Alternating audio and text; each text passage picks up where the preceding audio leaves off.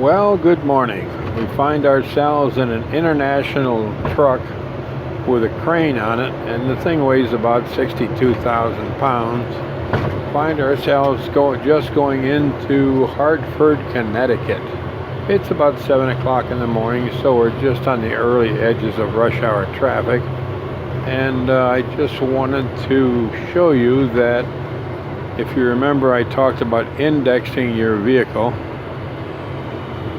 There's an idiot doesn't know how to merge. Indexing your vehicle so you know where the vehicle is in the center of the road without looking in your mirrors. And here's why you need to know where your vehicle is in the lane. Because you've got people merging and you have trucks on usually either side of you.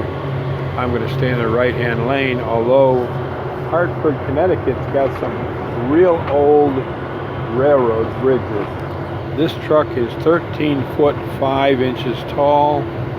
The legal limit is 13.6, but I just passed under a bridge that was 13.4 on the shoulder, so I had to move over a lane to avoid cracking that bridge with the top of this crane.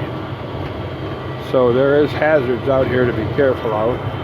This is beautiful Hartford, Connecticut. I hope you can see something because the phone is in a caddy and I'm talking to you on a Bluetooth. So things are going to get a little bit busy here in a sec, if they're not already. The reason I'm talking to you this morning is, now we got to get over in that left-hand lane.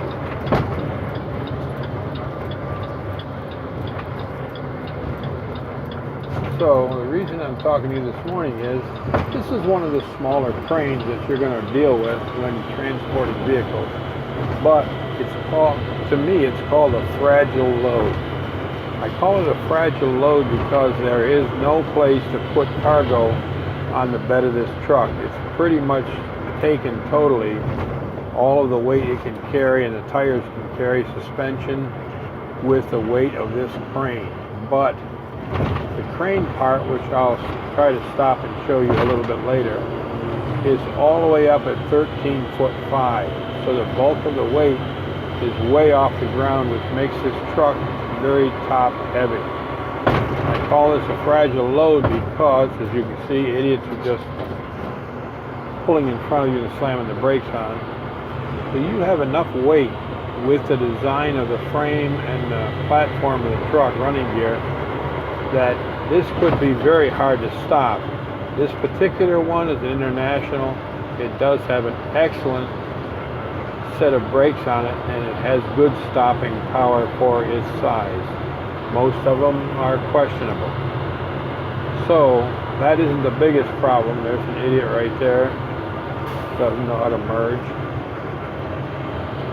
Most of them are so heavy and top heavy that they end up being a hazard on the road, so that if you look to the right and see this sign that says on the right hand side 30 miles an hour for the curb on that exit, 25 miles an hour right there, that 25 miles an hour means that that is the safe speed for turning that corner with an automobile.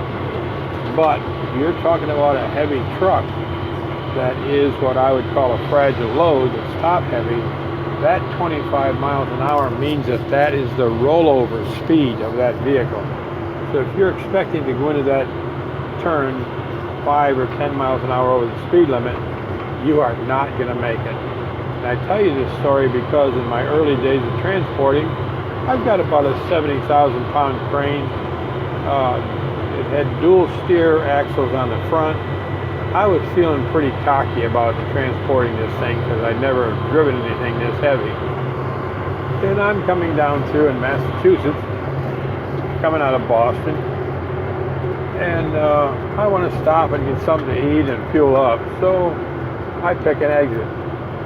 It's on the right-hand side, so I'm going to be swinging to the right. There is no sign on there that tells me what the speed of the ramp is.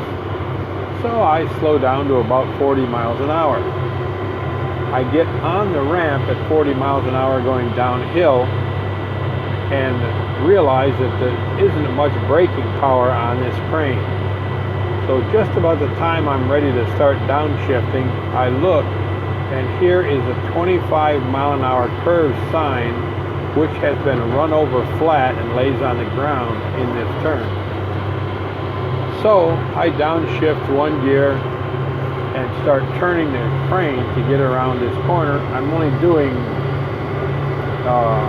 starting at 20 miles an hour over. Now I'm down to about 15 miles an hour over the 25 mile an hour speed limit on this curve. But the crane is not turning. I'm turning it, but it's just the rears are just pushing the front axles in a straight line. I downshift again as quick as I can, but by then my steer axles on the driver's side are already inches off from that guardrail, and my two left tires on the driver's side are on the shoulder, on the gravelly, mushy, crappy side of the highway. It's not really the asphalt, it's the berm that has heavy gravel, and they are not getting traction. So the only thing getting any turning traction are my two right wheels, which are now starting to squeal. Well, as I downshift again, which is almost too late, and I've got 1 foot riding the brake as hard as I can, the lug nuts on the steer axles start to connect with the guardrail. This thing starts spitting metal and grinding, and I can really see myself going right over, tipping over, and going right over the guardrails, because I'm still about 10 miles an hour, maybe 7 miles an hour over the 25 mile an hour speed limit for that curve.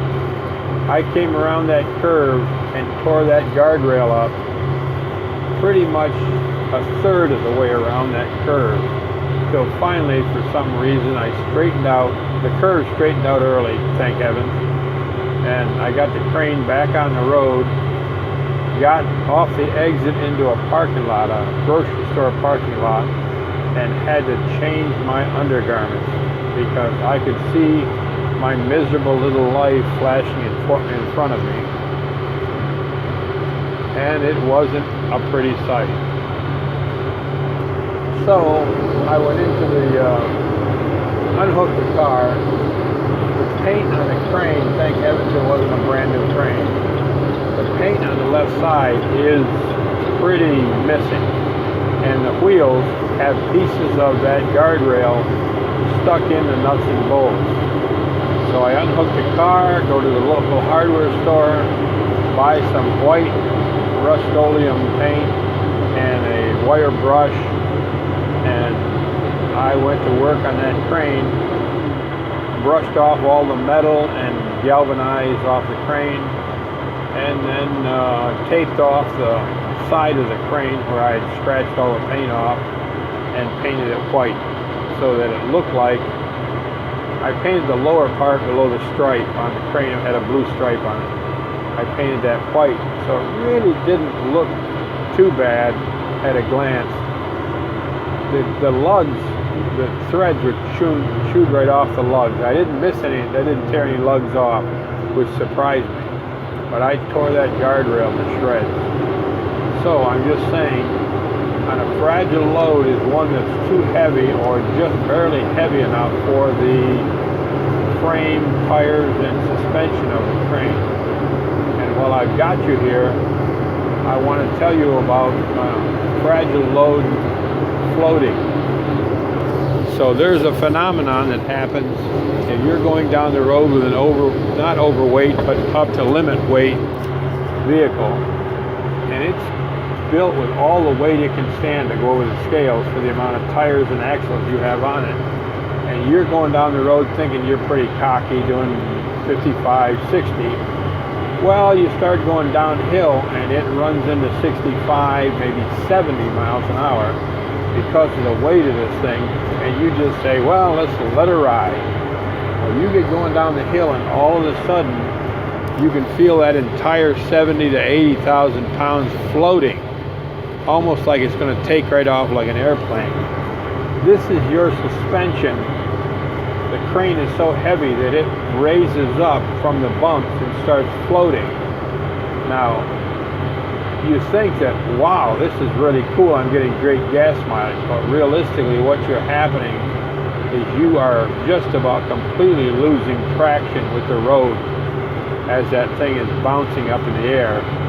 And as far as stopping power, you maybe have 10%. As far as steering power, you maybe have 5% of your ability to steer that truck. So once it starts floating and you feel like euphoric that you're going to almost take off like an airplane, you're about ready, and you better hope like hell there is not a curve ahead of you or a stopped vehicle, because you are going to meet that curve or the vehicle in the biblical sense. I'm going to let you go so I can stop and get some fuel and something to eat, but we'll talk to you a little later. I'll show you the rest of the crane.